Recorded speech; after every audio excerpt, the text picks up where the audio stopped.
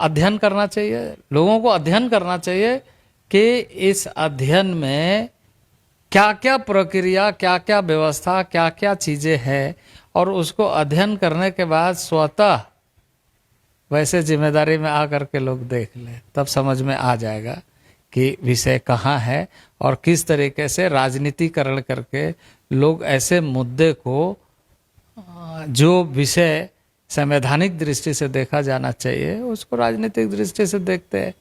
तो कुछ चीज़ें स्वाभाविक रूप से, देखिए मैं ये नहीं कहता हूँ, व्यक्ति का एक स्वाभाविक और सामाजिक जीवन में सबका स्वाभाविक गुण है, मैंने ये है कि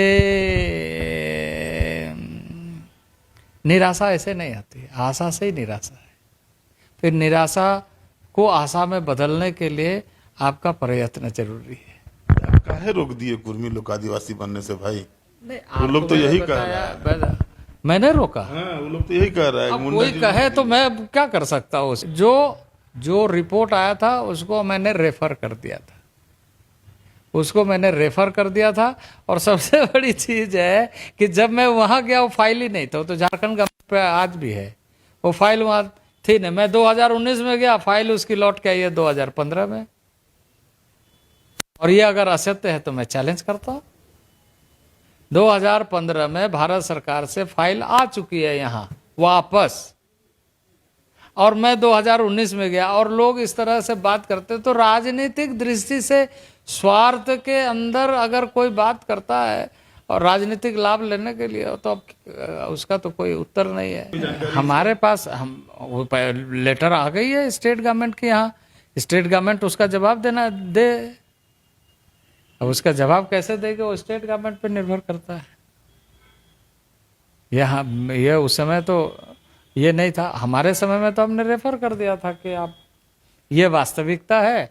और भगवान बिरसा मुंडा का 150वीं जयंती का सांस्कृतिक समागम था, उसमें देश भर के जनजातीय समाज गए। राजनीतिक दृष्टि से ऐसे विरोधी तत्व इस तरीके से उसको इतना ज़्यादा व्याकुलता बढ़ गई, भाई ठीक है उसको।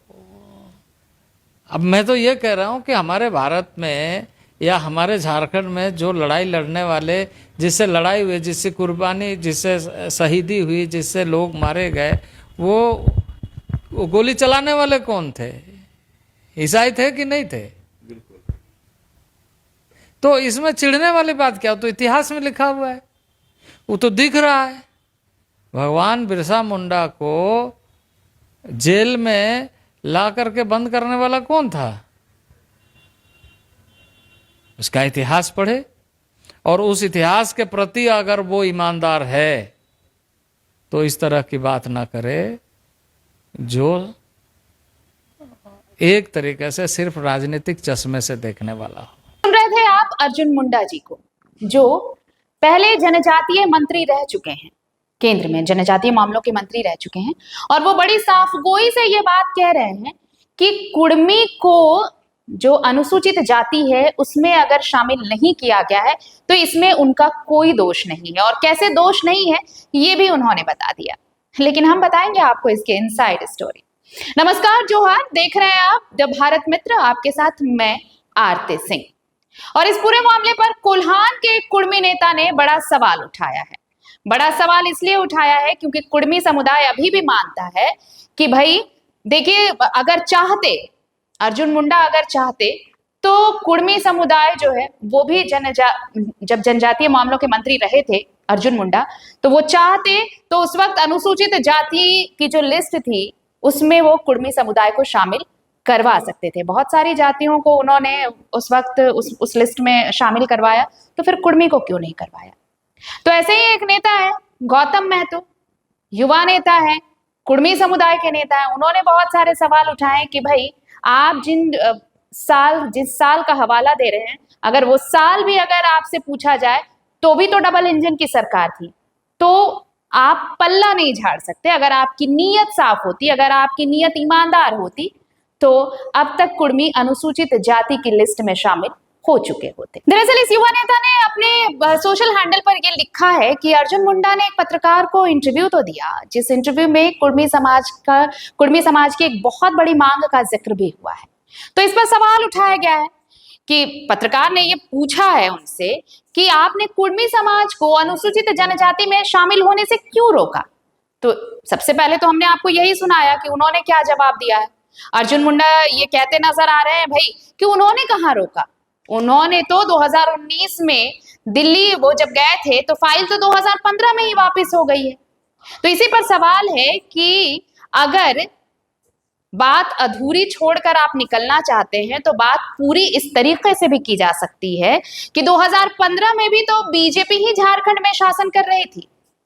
झारखंड के मुख्यमंत्री के तौर पर उस वक्त रघुवर दास सत्ता पर काबिज थे, यानी कि डबल इंजन की सरकार थी, केंद्र और राज्य में भी बीजेपी की सरकार।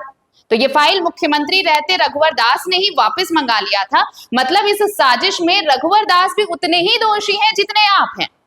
और अगर आप दोषी नहीं हैं तो आपके जनजातीय मामले के मंत्री रहते हुए केंद्र में कई जातियां शामिल हुई। आप जिस जाति से आते हैं और जिस जाति से आप आते हैं उस जाति में तो आपने उनके लिए तो कभी आपने आंदोलन ही नहीं किया, ना कभी धरना दिया, लेकिन आपने अपनी जाति को चुपचाप बड़े सलीके से इस लिस्ट में शामिल करा लिया ना। आप खुलकर क्यों नहीं कह रहे हैं कि दोषी सिर्फ वो नहीं, मतलब वो खुद नहीं है, बल्कि रघुवर दास जी भी उतने ही दोषी हैं।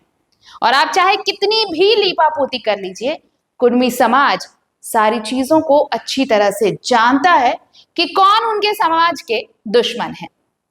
बंगाल का रिजल्ट देखकर बहुत अच्छा लगता है, लेकिन इतनी भी ज्यादा खुश होने की जरूरत नहीं है। बंगाल का रिजल्ट जो आया उसे देखकर इतना भी ज्यादा खुश होने की जरूरत नहीं है भारतीय जनता पार्टी को। सबको पता है कि झारखंड आंदोलन की भूमि रही है, झारखंड बलिदान की भूमि रही है और यहाँ के लोग लड़ना जानते हैं। बंगाल में बीजेपी का भी शासन और सरकार में नहीं थी और इसलिए वहां कुर्मी समाज ने समर्थन किया और वहां पर कई बार वहां कुर्मी समाज ने समर्थन किया। और आपको भी पता है कि वहां पर कुर्मियों के समर्थन में कितनी सारी बातें की गई, चाहे वो कुर्मियों के समर्थन की बात हो या कुड़माली भाषा को 8वीं अनुसूची में शामिल करने की बात हो। प्रधानमंत्री और गृह मंत्री का भाषण तो आपने सुना ही होगा।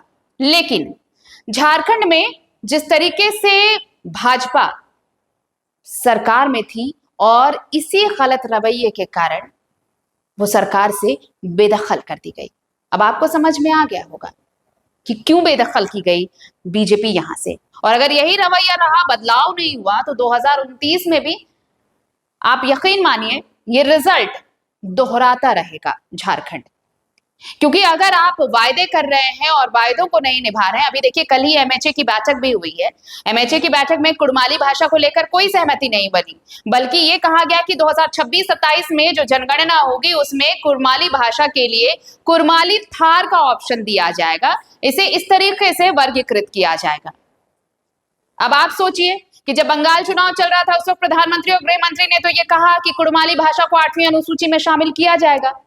तो ये जो वायदे अधूरे रह जाते हैं, जो सिर्फ सब्ज़बाग दिखाया जाता है। और इस वक्त जो अर्जुन मुंडा का बयान आया उसने इस पूरे सियासत के रंग को और चोखा इसलिए कर दिया कि जिस साल की वो बात कर रहे हैं कि वो तो 2019 में दिल्ली गए थे इन सारी चीजों को लेकर और फाइल तो 2015 में ही लौटा दी गई थी। तो साहेब 2015 में भी तो आप ही की सरकार थी, मुख्यमंत्री तो रघुवर दास थे।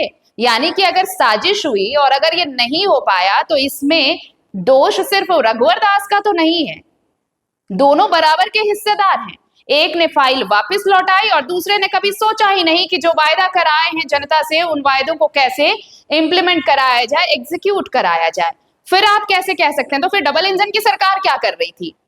और इसलिए अर्जुन मुंडा इस सवाल का जवाब जब उन्होंने दिया है कि कुर्मियों के लिए आपने क्या किया है और जो कर सकते थे वो भी क्यों नहीं किया, तो जो उनका जवाब आया तो उसने एक नई बहस छेड़ दी है कि क्या डबल इंजन की सरकार ने जानबूझकर ऐसा किया कि एक फाइल वापस लेकर आते हैं और दूसरा ये कहते हैं कि जब वो दिल्ली पहुंचे तब तक तो फाइल लौट चुकी थी।